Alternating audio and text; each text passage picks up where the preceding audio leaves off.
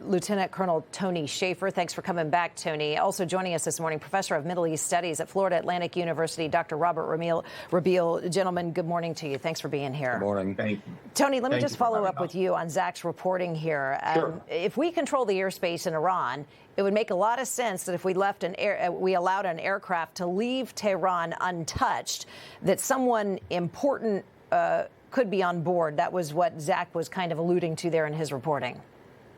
There's no doubt, since we have air dominance, it's beyond air superiority, that we kind of know what's going on regarding any aircraft moving in Iraq. As a matter of fact, you can go to several flight tracking apps and kind of see what's going on. So there's nothing. So the fact that this got out means that we knew what was going on. Secondly, to Zach's point, I think a lot of folks are looking to whoever can actually speak for the Iranian government.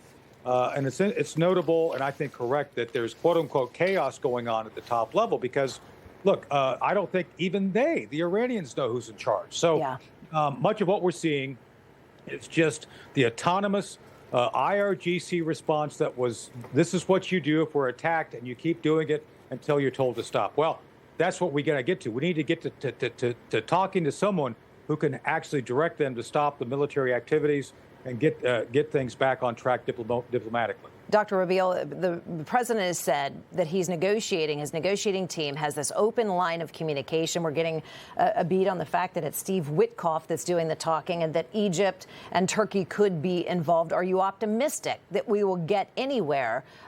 All these players were at the table before. What are your thoughts?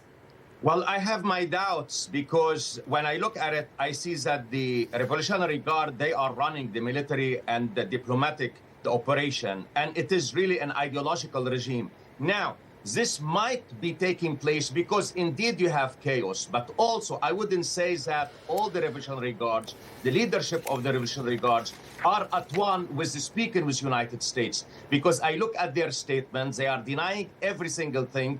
Kalikov, the one that the president or, the administration mentioned, he denied that he had any talks with the United States. So I see, as a matter of fact, three observations. First, it's part of the president's strategic ambiguity to baffle the Iranians, and he did it successfully. Second, the president can declare victory today, Ms. Cake, because he achieved his objective.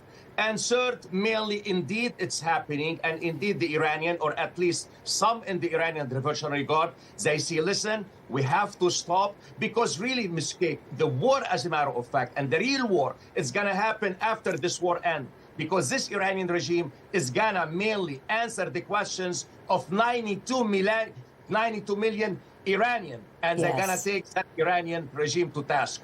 So this is what's happening today. And I'm curious your thoughts. So we are starting to see this horrifying escalation in the regime's attempt to crack down and break the will of the Iranian people. There's some reporting that's coming out that mass text messages are being sent out to civilians, warning that people can be executed if you stand up against the regime. And we understand that a teenager was among 3 men publicly hanged, accused of being involved in protests earlier in the year. Professor, how will these executions play with the Iranian people? We saw they rose up earlier this year.